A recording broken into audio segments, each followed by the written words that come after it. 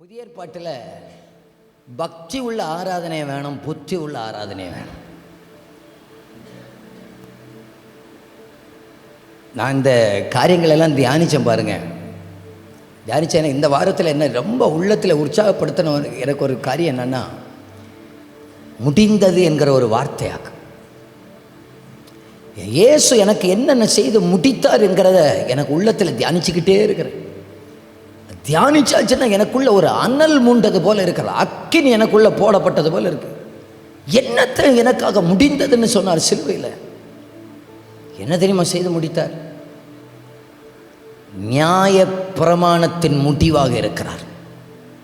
நம்ம மட்டும் நியாய பிரமாணத்தின் காலத்தில் இருந்தாச்சுன்னா, நீங்கள் டெய்லி ஒரு ஞாயிற்றுக்கிழமை சர்ச்சுக்கு வரும்போது ஆளுக்கு 4 மாடை பிடிச்சிட்டாக்க வரணும். பாவத்துக்கு பலியாக அங்கே ஆடு மாடும் கொண்டு வரணும். நீங்கள் கொண்டு வரதை வச்சே நம்முடைய பாவத்துக்கு சைஸு தெரியும். பெரிய பாவம் செஞ்சவன் பெரிய மாடை பிடிச்சிட்டு வரணும். மற்றவன் அப்போ முக்கிலேருந்து 4 பேர் சொன்னாங்க, ஓ இந்த வாரத்தில் அக்கா பெரிய பாவம் பண்ணியிருக்கிறா போல இருக்கிற. சரிதானா? இப்படிப்பட்டதிலிருந்து என்னை நீக்கி நியாய பிரமாணத்தின் முடிவாக அதையெல்லாம் மாற்றிவிட்டு விசுவாச பிரமாணத்துக்குள்ள என்னை துவக்கி வைத்தார்.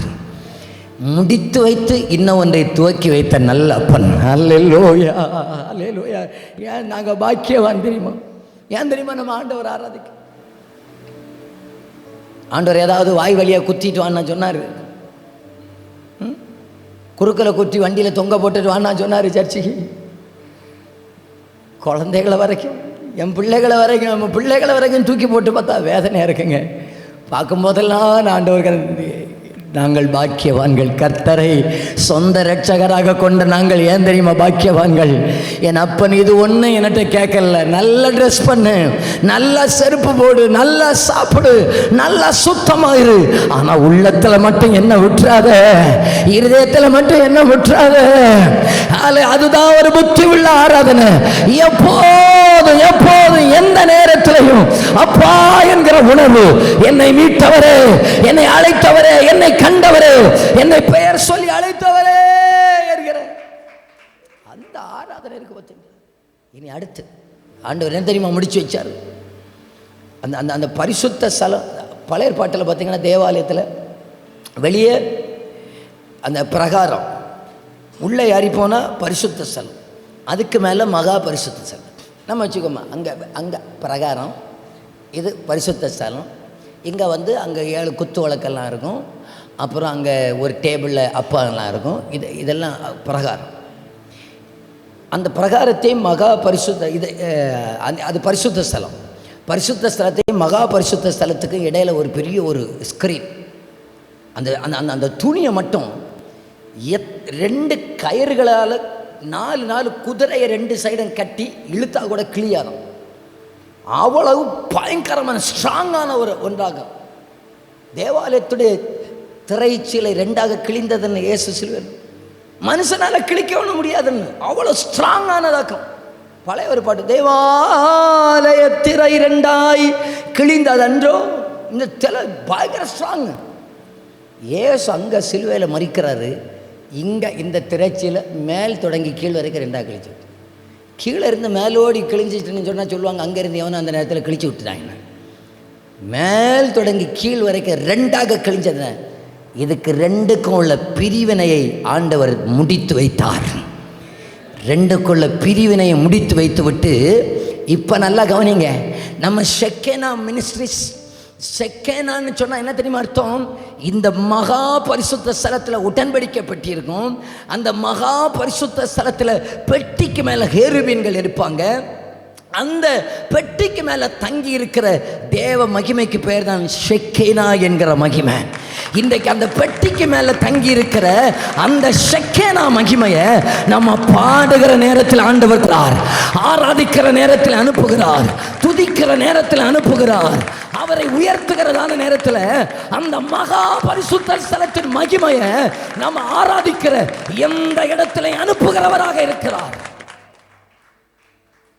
இப்ப சொல்லுங்க, அந்த மகா பரிசுத்த ஸ்தலத்துக்குள்ளேயும் யார் தெரியுமா போவான்? மகா பிரதான ஆசாரியன் வருஷத்தில் ஒரு நாள் தான் உள்ளே வருவார். அதுவும் உள்ளே வர்றதுக்கு முன்னால் இடுப்பில் பிளாக் பெல்ட், அதுக்கு கணக்கு பண்ணி தான் இப்போ பிளாக் பெல்ட் நம்ம கட்டுறது. இடுப்பில் கயிறை கட்டி அங்கே வெளியே விடுவாங்க. ஏன்னா போகிறவன் சரியில்லைன்னா விழுந்து செத்துருவான். எங்கே உள்ளுக்குள்ளே அவ்வளோ பயங்கரமானது மாக்கிவேன், அவ்வளோ பயங்கரமான மாக்கிவேன். உள்ளுக்கு போனாலும் முதல்ல தன் பாவத்துக்காக ஆண்டவரத்தில் மன்னிப்பு செலுத்திட்டு தான் ஜனத்துக்காக பரிந்து பேசணும். விழுந்து செத்துட்டான்னு சொன்னால் வெளியே இருக்க அங்கே டம்முன்னு ஒரு சவுண்டு கேட்க இல்லையா, அப்போ வெளியே இருக்கிற ஆளு கயிறை பிடிச்சி இழுப்பாங்க. வா வா வா அருமையா போதகரே, அப்போ நீர் எங்களோட பாவியாக தான் இருந்திருக்கிறீன்னு சொல்லிட்டு வெளியே இழுத்து கொண்டு போய் அடக்கம் பண்ணுவாங்க. அதுக்காக ஆகையினால இந்த மகா பரிசுத்த ஸ்தலத்துக்கும் பரிசுத்த ஸ்தலம் அந்த இடைவெளி இருக்குது பார்த்தீங்களா, இந்த இடைவெளியை என் இயேசு சிலுவையில் கிழித்து போட்டு இந்த மகா பரிசுத்த ஸ்தலத்துக்குள்ள முதல்ல அவரே பிரவேசித்தார் என்று எபிரேயர் நிருபத்தில் இருக்கிறது. நல்ல பிரதான ஆசாரியனாக முதல்ல அவரே போனதுனால, அவருக்கு பின்னால நான் போறதுனால, இயேசுவின் நாமத்தினால நான் பாதுகாக்கப்படுறேன். அவருக்கு பின்னால ஒளிஞ்சு நிற்கிறதுனால தான் நம்ம இன்னைக்கு விழாம கை தட்டுறது. புரிஞ்சா? இல்லைன்னா டெய்லி ஒரு நாலெண்ணத்தை இழுத்து வெளியே கொண்டு போனால் எப்படி இருந்திருக்கும்? என்னையும் சேர்த்து தான் சொல்கிறேன். இன்னைக்கு நான் என்ன தெரியுமா, நேரமாக பரிசுத்தத்தில் யாருக்கு பின்னால் தெரியுமா நிற்கிறேன்?